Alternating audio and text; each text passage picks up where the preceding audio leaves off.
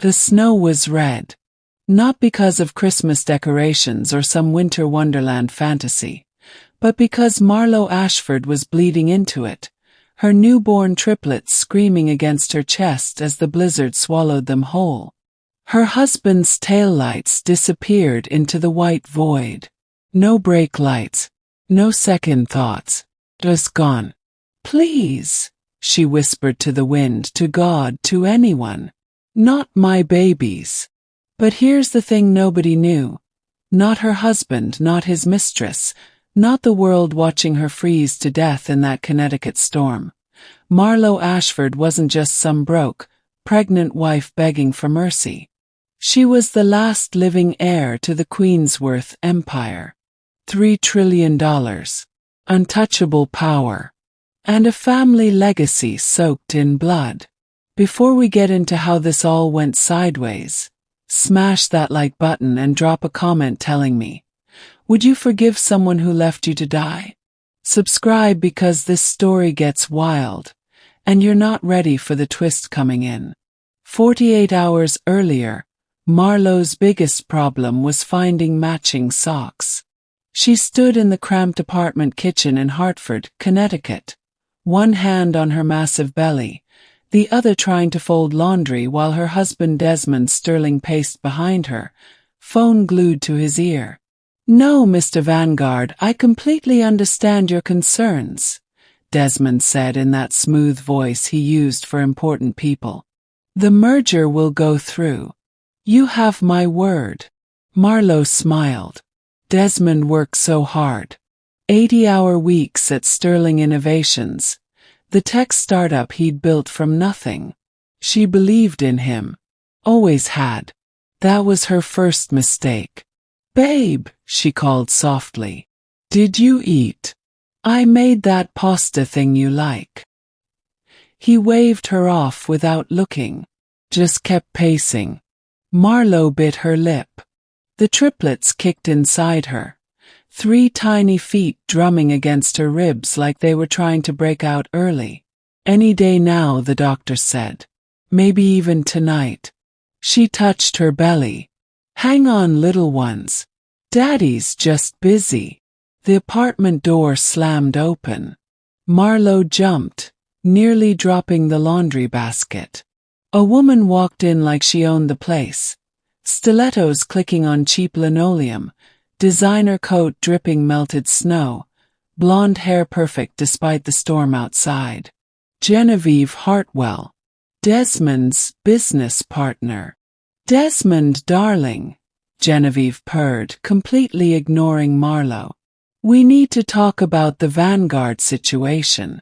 Privately. Marlo's stomach twisted. Not the babies this time, something worse. Jen, now's not. Desmond started. Now. Genevieve's eyes finally slid to Marlo. Cold. Calculating. Like she was looking at a stain on expensive carpet. Unless your wife needs something. The way she said wife made it sound like an insult. Marlo straightened up, ignoring the pain shooting through her lower back. Actually, yes. I need my husband to remember he has a family. Genevieve laughed. Actually laughed. A family. She turned to Desmond. Are we telling her, or should I? The room went silent except for the radiator clanking in the corner. Desmond wouldn't look at Marlo. Just stared at his phone like it held all the answers to the universe. Tell me what? Marlo's voice came out smaller than she wanted. Genevieve pulled out her phone, tapped the screen, and turned it toward Marlo. DNA test results. Marlo's eyes scanned the document, not understanding at first. Then the words focused. Probability of paternity, 0%.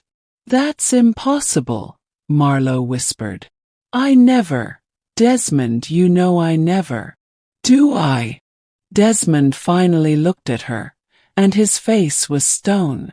Because Genevieve did some digging. Turns out you've been getting mysterious payments from an offshore account. $10,000. Every month. For the last 3 years. Marlowe's blood went cold. The Queensworth Foundation payments. Her grandfather's trust, filtered through 17 shell companies to keep her hidden, to keep her safe from the people who'd killed her parents when she was 6. She'd signed papers when she turned 18. Papers that said she'd give up her claim to the empire, live a normal life, never speak the family name. In exchange they'd send money. Just enough to survive. Just enough to stay invisible. She'd used it to help Desmond start his company. Used it to pay for this apartment when his startup was bleeding cash.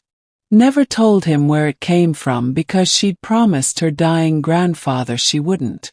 That money, Marlowe started, is from whoever you've been sleeping with, Genevieve finished. Don't insult us by lying. I'm not lying. Marlowe's voice cracked. Desmond, please. You know me. You know me. But Desmond was already walking toward the bedroom, pulling a suitcase from the closet. Get out, he said quietly. What? Get out. He turned and his eyes were empty. You and those bastard babies. I want you gone. Marlowe couldn't breathe. The room spun. It's snowing, she managed. There's a blizzard warning. I'm 9 months pregnant with your children. They're not mine. Desmond roared, and Marlowe flinched. She'd never heard him yell before. Never seen this version of him. Genevieve smiled from the doorway. Satisfied. There's a shelter on Madison Street, Desmond said, shoving random clothes into the suitcase. You can figure it out. You've clearly been figuring things out behind my back this whole time. Desmond, I'm begging you. And I begged you to be honest with me. He zipped the suitcase, shoved it at her. We're done. 20 minutes later, Marlowe stood on the sidewalk outside their apartment building, suitcase in one hand, phone dead in her pocket, snow already covering her thin coat. The blizzard had gotten worse. Wind howled between buildings. Street lights flickered. She tried to walk, but her legs wouldn't work right. Everything hurt. The babies were coming. She could feel it, that tightening pressure the nurse had warned her about. Help, she called out, but her voice disappeared into the wind. A car pulled up beside her. For one desperate second, Marlowe thought Desmond had changed his mind. But it was Genevieve's silver Mercedes. The window rolled down. Still here? Genevieve asked, eyebrow raised. Pathetic. Please, Marlowe gasped. Call an ambulance. The babies. The babies aren't Desmond's problem anymore. Genevieve's smile was pure poison. And neither are you. She rolled up the window and drove away, tires spraying slush onto Marlowe's legs. That's when Marlowe's water broke. She didn't remember falling. Didn't remember the pain. Just remembered snow. So much snow. And then crying. Not her crying, the babies. All 3 of them. On the frozen ground beside her. Teeny. Blue. Not moving enough. No, no, no. Marlowe pulled them to her chest, trying to use her body to warm them, but she was so cold herself. So tired. Her vision blurred. This is how we die, she thought. All 4 of us. And Desmond will tell people I abandoned them. That I was the bad one. Headlights cut through the snow. Not a car. Too bright. Helicopter. Landing in the middle of the street. Wind from its blades creating a temporary clearing in the blizzard. Men in black tactical gear jumped out, running toward her. We found her, one shouted into his radio. She's alive. Baby's in critical condition. Strong hands lifted Marlowe. Someone wrapped heated blankets around the triplets. Who? Marlowe tried to ask, but her tongue wouldn't work. A woman's face appeared above her. Older. Elegant. Eyes filled with tears. I'm so sorry, Marlowe, the woman whispered. We should have come sooner. Your grandfather. He made us promise to let you live normally. But we've been watching. Always watching. Watching. Marlowe's eyes wouldn't focus. You're not who Desmond Sterling thinks you are. The woman smoothed hair from Marlowe's face. You're not nobody. You're everything. And when you wake up, we're going to remind you exactly who you've always been. Marlowe's world went black. The woman who stepped out of the private jet at Teterboro Airport in New Jersey didn't look like Marlowe Ashford anymore. Her hair was darker now, deep mahogany instead of mousy brown. Her clothes were custom Valentino, not Target clearance. Her eyes held something Marlowe's never had, complete and total certainty. The triplets walked beside her. 3-year-olds now, perfect and healthy. Vivica, Thorn and Cashin. Named after Queensworth ancestors who'd built empires and crushed enemies. Mama, is this where Daddy lives? Vivica asked, clutching her stuffed rabbit. The woman who used to be Marlowe, who now went by her real name, Raven Queensworth, smiled down at her daughter. Not for much longer, sweetheart. Her assistant, a sharp-eyed man named Lysander, held out a tablet. Sterling Innovations filed for bankruptcy this morning, he reported. Desmond Sterling lost his apartment, his car, and his reputation. Genevieve Hartwell abandoned him 3 months ago when the money dried up. Good. Raven's voice was ice. Phase 2. The gala is tonight. He'll be there, trying to network his way back into relevance. Perfect. Raven checked her reflection in the jet window. Let's go remind my ex-husband what mercy looks like. And then let's show him what I do to people who throw away that mercy. Thorn tugged on her hand. Mama, will we meet Daddy tonight? Raven crouched down, looked all 3 of her children in the eyes. Here's the truth, my loves. The man who you'll meet tonight isn't your father. Not really. Your father is someone very special. Someone who gave you life through science and love. Someone brave who saved our family line. She'd learned the truth in the hospital 3 years ago. The Queensworth family doctor had explained everything. The triplets were conceived through IVF using Raven's eggs and donor sperm from a carefully selected Queensworth cousin. The genetic line pure. Protected. Desmond Sterling had never been their biological father. Raven had known this before she married him. Had been told by her grandfather's lawyers that she needed a cover husband. Someone normal, someone who'd never ask questions, someone who'd give her children a regular life while keeping them hidden from Queensworth enemies. She'd picked Desmond because he seemed kind. Turns out he was just weak. Then who's the man we're meeting? Cashin asked, the most serious of the 3. Someone who made a very big mistake, Raven said softly. And someone who's going to learn that every mistake has a price. The Vanderbilt Gala was the event of the season in Connecticut high society. Old money, new money, and desperate money all crammed into one ballroom, trying to outshine each other.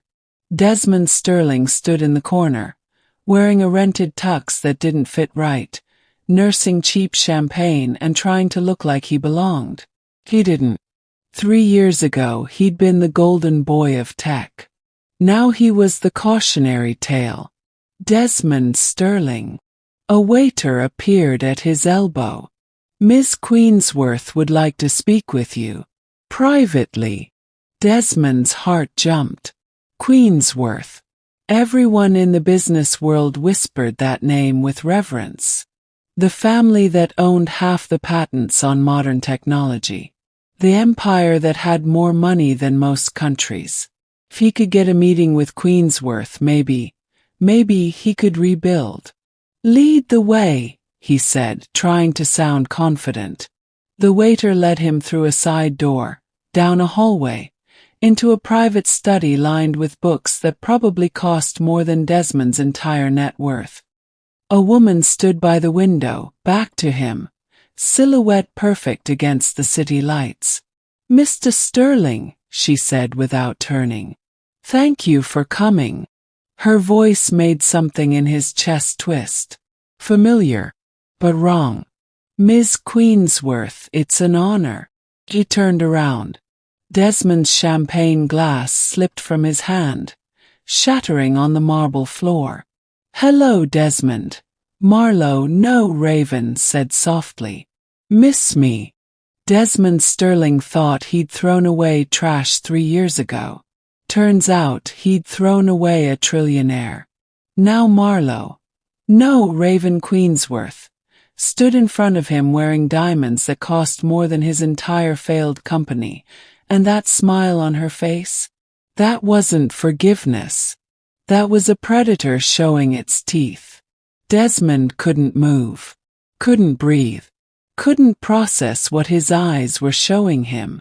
Marlowe was dead. Had to be. He'd left her in that blizzard 3 years ago, pregnant and broke. Nobody survived that. Nobody. But the woman in front of him wasn't the Marlowe he remembered. The quiet wife who folded his laundry and asked permission to buy groceries. This woman looked like she could buy his soul and not even check the receipt. You're alive," Desmond finally managed. "Disappointed." Raven tilted her head, studying him like a scientist examining bacteria under a microscope. "No, Desmond ran his hands through his hair. "The babies. Did they survive?" Raven's smile got sharper. "Oh, Desmond, they did more than survive. They thrive. Would you like to meet them?" She pressed a button on the wall. A door opened and 3 children walked in. Identical triplets, maybe 3 years old, dressed in outfits that probably cost more than Desmond's rent. His heart stopped. They had his eyes, his nose. "Say hello to Mr. Sterling, darlings," Raven said gently. "Hello, Mr. Sterling," they chorused, perfect little robots. I have children," Desmond whispered. Raven laughed. Actually laughed. And the sound was colder than that blizzard had been. "No, Desmond. You had a chance to have children. You threw it away. Remember?" A woman appeared in the doorway. The same elegant older woman who'd rescued Raven from the snow. She ushered the triplets out, but not before Vivica looked back at Desmond with curious eyes. "Mama, why does that man look sad?" she asked. "Because he's learning what regret feels like, sweetheart," Raven replied. "It's a very important lesson." When the children were gone, Desmond fell into a chair, legs giving out. "I don't understand," he said. "You were nobody. You were broke. You were lying to you." Raven finished. "Yes, it was. My entire marriage to you was a lie, Desmond. But here's the fun part, so was yours to me." She pulled out her phone, tapped the screen, and suddenly the wall behind her lit up with projected images. Bank statements, text messages, hotel receipts, all featuring Desmond and Genevieve. "You were cheating on me for 2 years before you threw me out," Raven said calmly. "The DNA test Genevieve showed you. She paid a lab technician $5,000 to create false results. The mysterious offshore payments I was getting, those were from my family's trust fund. The Queensworth Empire, which I'm guessing you've heard of. Desmond's face went white. Everyone had heard of Queensworth. They owned everything. Controlled everything. You're a Queensworth, he stammered. The only Queensworth. Raven's voice was ice and fire mixed. My parents were murdered when I was 6. Rival families wanted to wipe out our bloodline. My grandfather hid me, changed my name, gave me a fake identity. He wanted me to have a normal childhood. A normal life. She stepped closer, and Desmond could smell her perfume. Something expensive that made his cheap cologne smell like garbage. Across town, in a penthouse suite at the Hartford Hilton, Genevieve Hartwell poured herself expensive scotch and smiled at her phone. 3 years of work. 3 years of planning. But finally, the Queensworth girl was dead. The triplets were probably in foster care somewhere, and the Hartwell family could claim the empire. Except her phone buzzed with a news alert. Raven Queensworth returns. Lost heiress claims $1 trillion empire. Genevieve's glass slipped from her hand. Well, impossible. She checked the weather reports that night. -15 degrees. Whiteout conditions. Nobody could have survived. Her phone rang. Unknown number. She answered, hands shaking. Hello, Genevieve. Raven's voice purred through the speaker. Or should I call you Agent 47? Genevieve's blood turned to ice. How did I survive? Well, that's the fun part. See, the Queensworth family has been tracking assassination attempts for 3 generations. We have satellites, helicopters, private rescue teams on standby 24/7. The second you convinced Desmond to throw me out, my security team was already mobilizing. You knew, Genevieve whispered. I always knew what you were, Genevieve. From the day you walked into Sterling Innovations wearing that fake smile. I just wanted to see how far you'd go. Turns out, pretty far. Attempted murder of 3 children. That's new, even for your family. Genevieve grabbed her laptop, started pulling up escape routes, fake passports. Don't bother running, Raven said softly. I own the airport. I own the train station. I own every exit from this city. And in about 30 seconds, the FBI is going to knock on your door with enough evidence to put you away for life. You can't prove. I have recordings, Genevieve. Every conversation.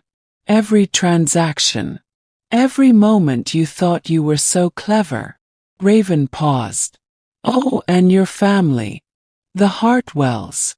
They've been cut off from every Queensworth business partnership. By this time tomorrow they'll be bankrupt.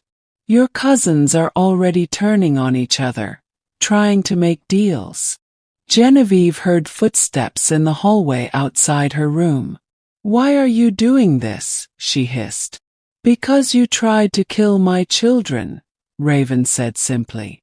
And nobody threatens my family and lives to brag about it. The door burst open.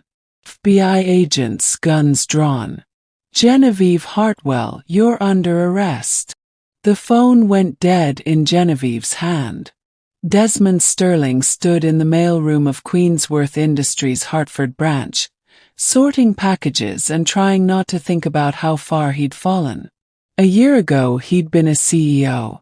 Now he was the guy who delivered office supplies. But he was alive, free. And every Friday he got to see his children. Well, not his children. Not biologically. Raven had explained it all during one of their supervised visits. The triplets were conceived through IVF using her eggs and sperm from a Queensworth cousin. Someone genetically perfect, screened for diseases, chosen specifically to keep the bloodline pure. Desmond had never been their real father. So why let me see them? He'd asked. Raven had looked at him with something almost like pity. Because they asked about you. Because forgiveness isn't about what you deserve. It's about what kind of person I want to be. She'd paused. And because watching you struggle to be better is more satisfying than watching you rot in prison. Now, every Friday evening, a black car picked Desmond up from his tiny studio apartment and drove him to Raven's estate in Greenwich. The triplets would run to him, Vivica, Thorne, Cashin, shouting Mr. Desmond. Because Raven wouldn't let them call him Dad. Not yet. Maybe not ever. But they drew him pictures, asked him to play tea party, showed him their favorite books. And every single time, Desmond felt his heart break and heal simultaneously. Tonight was Friday. The car pulled up to the estate gates. Wrought iron security cameras, armed guards who nodded respectfully as the driver showed credentials. Inside, the mansion was bigger than anything Desmond had ever imagined. Marble floors, crystal chandeliers, art worth more than small countries. But the triplets didn't care about any of that. They just wanted someone to push them on the swings. Mr. Desmond. Vivica ran up, gap-toothed smile making his chest ache.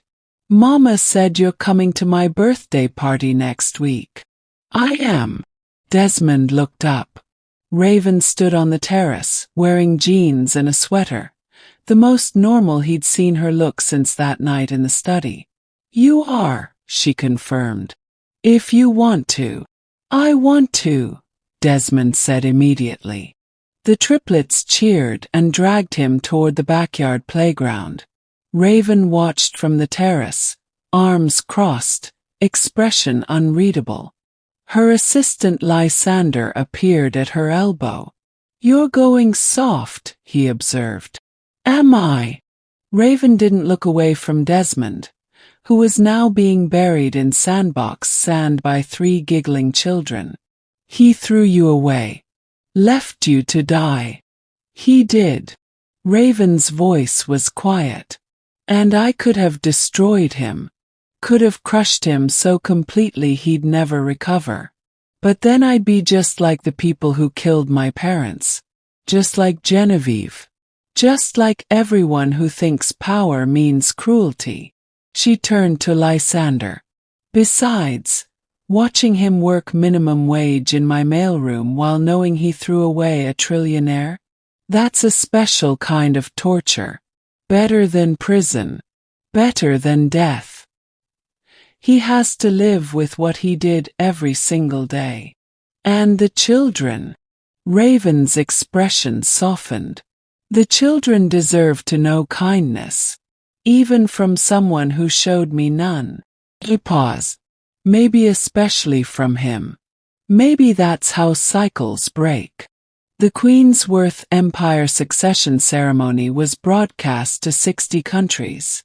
Raven stood on the stage in a gown that cost more than most people's houses, her grandfather's crown in her hands, ready to officially claim the empire.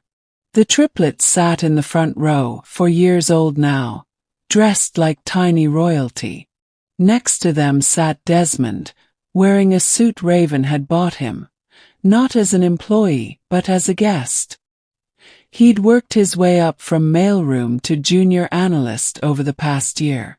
Earned it. No favors. No shortcuts. And 3 weeks ago, Vivica had called him Daddy by accident while they were building a blanket fort. Raven hadn't corrected her. Now, as cameras flashed and the world watched, Raven spoke into the microphone. My family has ruled this empire for 4 generations through fear and power, she began. My grandfather believed strength meant isolation. Secret. Control. She paused, looking directly at Desmond. But I learned something when I was thrown into a blizzard 3 years ago. Strength isn't about power. It's about choosing who you become after the world breaks you. The crowd murmured. So today, I'm doing something no Queensworth has ever done. I'm sharing this empire. Gasps rippled through the ballroom. Raven pulled out a document.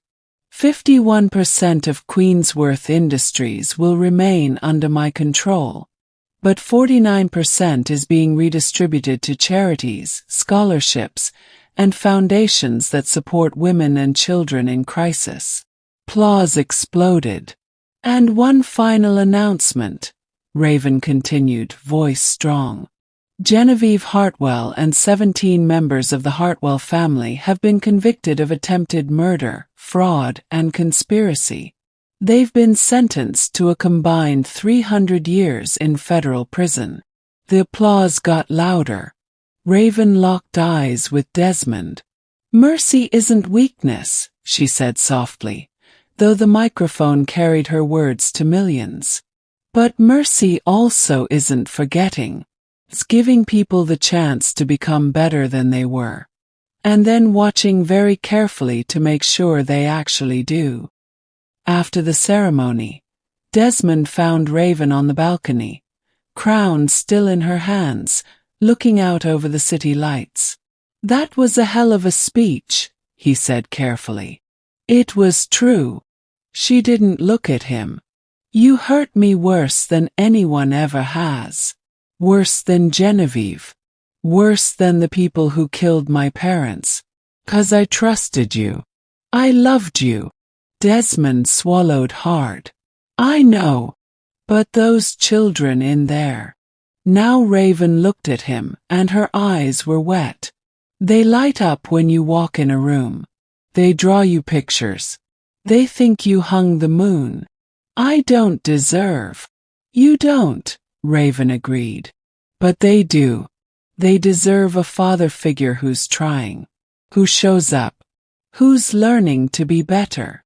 She handed him something, a small velvet box. Desmond opened it, hands shaking. Inside was a key. What's this? A house key. To the cottage on the east wing of the estate. Raven's voice was carefully neutral. The triplets want you closer. And I. She hesitated. I want to see if redemption is real.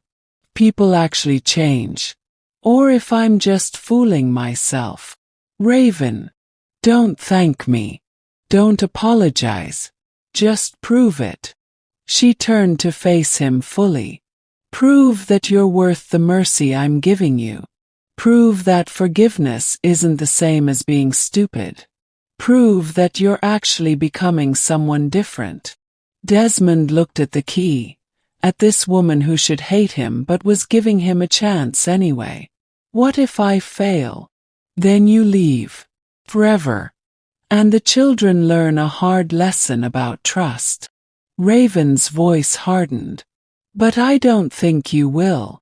Because for the first time since I've known you, Desmond Sterling, you're actually afraid of losing something.